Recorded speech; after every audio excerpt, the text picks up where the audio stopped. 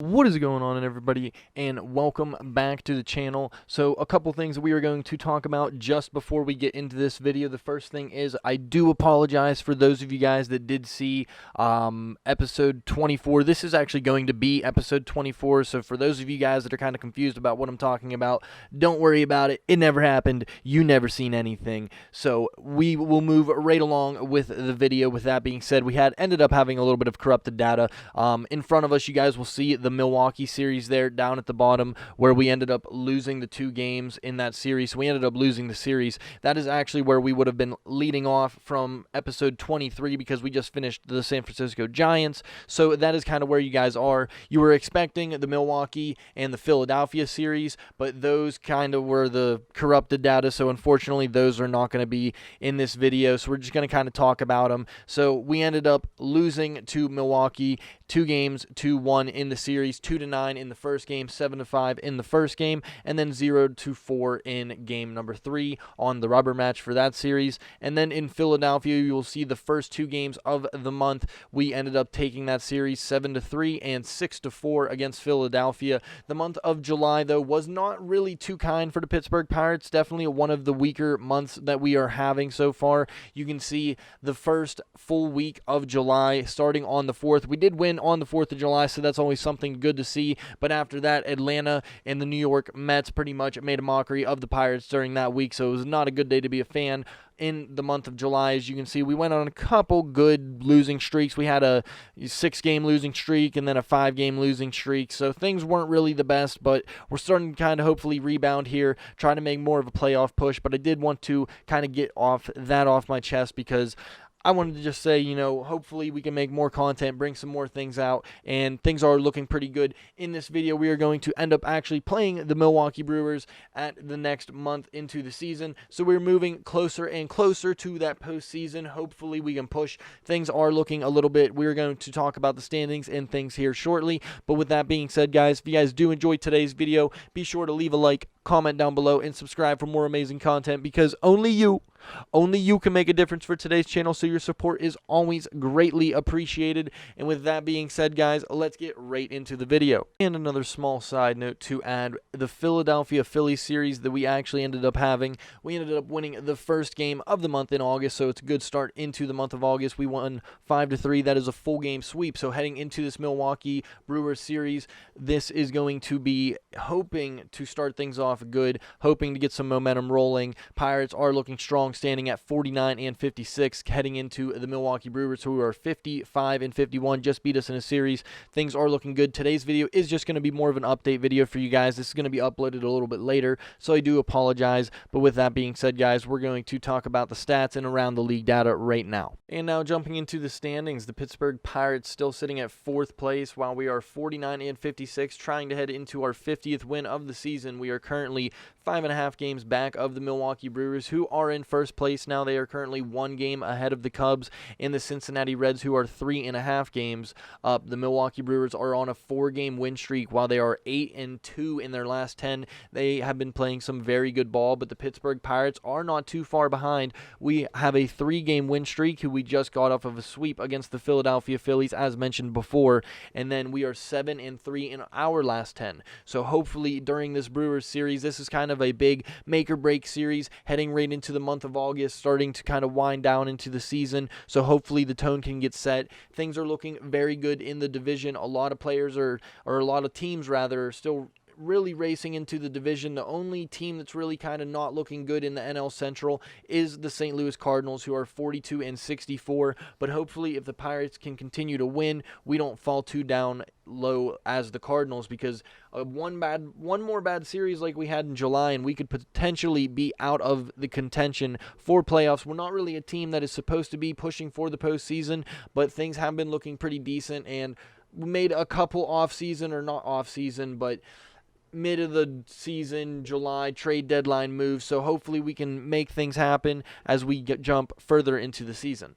And it's not often that Pittsburgh gets to brag about the bats, as the 4-1-2 has one player who is outperforming most of MLB, as he has collected 115 hits, and that is Kevin Newman, who is currently ranked 8th in all of the league in hits. Outside of him, Justin Turner, who has 131 hits, and then followed by him is Nicholas Castellanos, who is the right fielder for the Cincinnati Reds. Both of those players collecting a lot of hits. Tommy Pham not far behind him in 3rd place, as he has 124. So hopefully Kevin Newman can keep on hitting and continue his hit spree as he continues on throughout the season. Justin Turner has not only been leading the league in hits, he is also leading the league in batting average as well. Justin Turner batting .342 on the season. Right behind him, Juan Soto in 2nd place with a .329. Tommy Pham will be a .327. David Peralta .327. Nicholas Castellanos at a .324. D. Strange Gordon having another bounce back season. Nice to see him out there at a .320, and Ronald Acuna Jr. at a .315, and Lorenzo Cain, the Milwaukee Brewers rival, at a .307. So those players playing very good baseball as we head into the next part of the season. We're going to just kind of talk about some of the stats around the leagues, things like that, talk about some of the league awards, and we're just going to jump into all that, and hopefully we can continue on. And this is more or less a makeup video for the corrupted files, unfortunately, so we're going to get right into the next part of the video. And now, taking a break from the league leaders, we are going to talk about the players of the month of July. Players have been outstanding.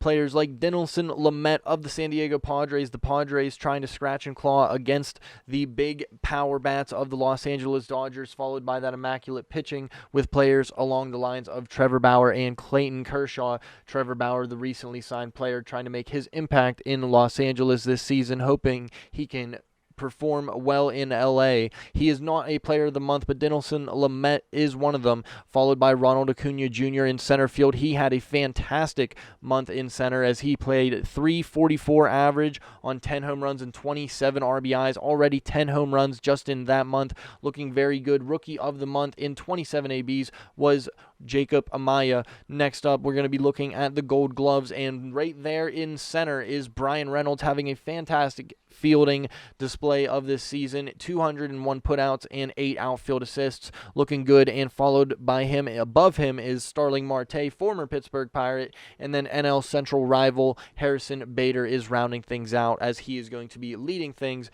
in the Central race for the Gold Glove. And now, jumping into things, we're going to be talking about the MVP, the big guys, the big swinging bats of the season, the best of the best. And the first guy that you're going to be seeing on top of that list is none other than Ronald Acuna Jr., batting a .315 average on 32 home runs and 83 RBIs. He has been performing very, very well for the Atlanta Braves in center field for them, so he is definitely one of the guys to nod. Followed by him is Nick Castellanos, batting .324, the highest batting average of the bunch on 25 home runs and 81 RBIs. Fellow National League Central player of Nick Castellanos. And then the one, the only, Fernando Tatis Jr. right there in 3rd place with a .298 average on 29 home runs and 74 RBIs. Those guys looking to take Freddie Freeman's crown from him of the 2020 season. Now, looking into things, this one is a little bit of a different kind of setup, as Nelson Cruz is actually the leader. I don't quite agree on this. Nelson Cruz only has a .258 average on 33 home runs with 90 RBIs. The RBIs are there, but that's kind of a weird stat to really show for an MVP player. MLB kind of does things a little bit weird, so who knows. Right here is in second is Mike Trout. He's more along the lines of the player that I think hopefully will end up winning the MVP. He has 332 average right there on 30 home runs and 76 RBIs. Things are looking pretty good for Mike Trout. I mean, the best of the best. You can't really deny it on him. Anthony Rendon, fellow Los Angeles Angels, is going to be having a .320 average on 29 home runs and 76 RBIs. Both of those players playing very good baseball, and hopefully LA can kind of get themselves back into the playoff mix. Mike Trout's trying to retain another MVP followed by the 2019 year, so hopefully he can kind of steal it back from Jose Abreu, who had it in the COVID year, the 2020 season, the shortened season. But Nelson Cruz, definitely don't think he's really going to be holding his own. He's having an amazing season since he's got traded to the Boston Red Sox, but we're hoping that he can kind of maybe make room for Mike Trout, who's having a much, much better season. It is more of a position player than Nelson Cruz, who is just a DH right now.